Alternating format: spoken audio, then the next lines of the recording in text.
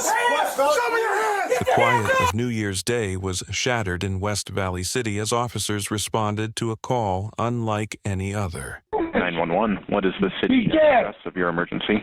Stop! Ow! Fuck you, asshole!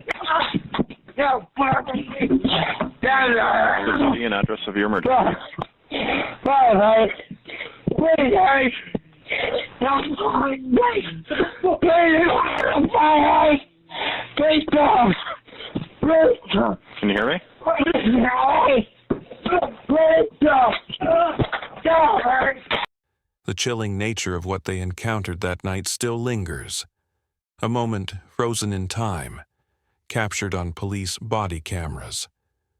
Authorities say they never expected what they would find behind that door. And when you see this video, you're going to wonder, why would we release such a disturbing incident for the public to view? The 911 call was brief, filled with chaos, urgent, panicked, unintelligible words, before the line cut out. But it was enough. Enough to send officers rushing to the scene. 911, what is the city address of your emergency? Their body cameras rolling, capturing a nightmare unfolding in real time. As the first officers arrived, they knocked, but there was no answer. The house was eerily silent, too silent. Then a sound. Something off. Something that sent a chill down their spines. A muffled cry, a struggle. They moved quickly, circling the house, listening, searching, until they heard it. A sound so unsettling they had no choice but to act. Then they rushed in. What they found inside was nothing short of horrifying. A man, a knife, a brutal, unthinkable crime.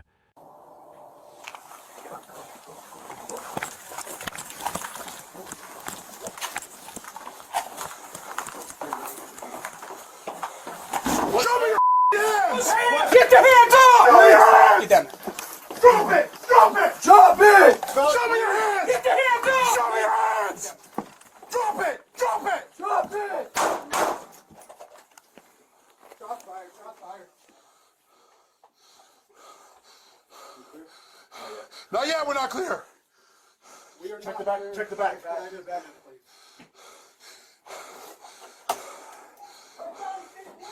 the f***ing knife! Use your hands! Drop the knife! Drop the knife! He still has the knife. He's still got the knife. Okay. Easy. He's down right now, right? He's moving. He's moving. Drop the knife now! If you do not drop that knife, you will get shot again! Drop the knife now! 311, we got suspect down right now. He does still have the knife. We got one, just like Echo. Drop it now! I don't want to shoot you again, bud. Drop it! We need upstairs. Okay, you guys hold this. Check the upstairs. Drop that knife now! All right, let's do it then.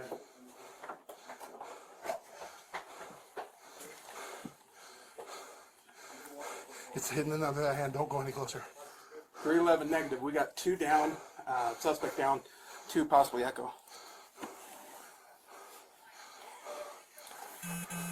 Drop the knife! Drop the knife! Anybody else in here? Make yourself known! Take a deep breath, dude. Take a deep breath. He's moving. Just let him. I know. I know. Breathe. Breathe. Where's the knife in his left hand? He had something in his right and something in his left. Okay, I don't see anything in his right. It is clear. There's nothing in his left.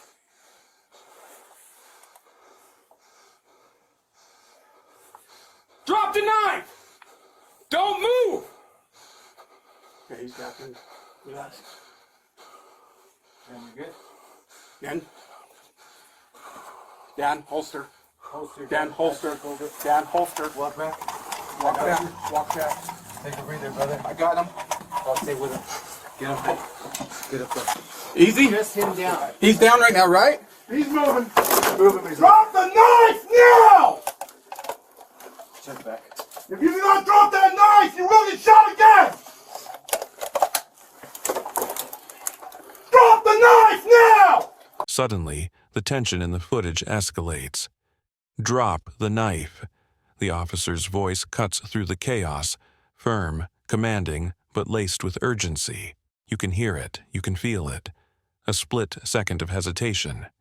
A moment where time stands still. But the suspect doesn't comply. The officers don't have the luxury of waiting. The situation is spiraling, fast. The next few seconds will decide everything. Drop it now! I don't want to shoot you again, bud. Drop it!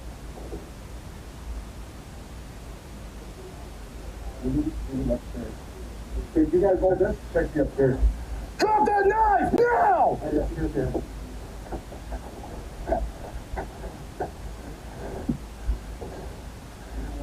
It's hidden under that hand. Don't go any closer. 311 negative. We got 2 down. Suspect down. 2 possibly echo. Drop the knife! Drop the knife! Anybody else in here? Make yourself known! Take a deep breath. Take a deep breath. Breathe in. His move, just let him. I know. Breathe. Breathe. Where's the knife in his left hand? He had one, something in his right and something in his left. Okay, I don't see anything in his right. It is clear. There's nothing in his left.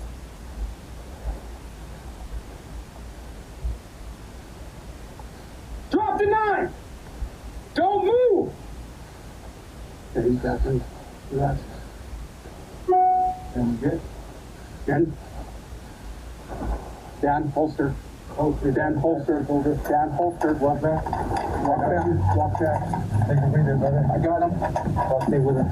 Get him. The officer who fired the fatal shots, striking 35-year-old Erik Bertelsen twice, has since been placed on administrative leave as per standard protocol. The weight of that moment still lingers. A life taken. A decision made in an instant. Shortly after the shooting, a spokeswoman for the West Valley Police Department stepped forward to address the media. The questions were relentless. The tension, palpable. But the biggest question remains, was there any other way this could have ended? We received a 911 call at about 5:12 this evening that came from inside the home at 3310 West Enterado Avenue. Our officers arrived on scene and entered the home. Inside the home, they found the bodies of 2 adults, a male and a female. They also encountered an adult male suspect. During the confrontation with that adult male suspect, an officer fired on the suspect, killing him. As is standard in an officer-involved critical incident, a critical incident protocol team is conducting the investigation.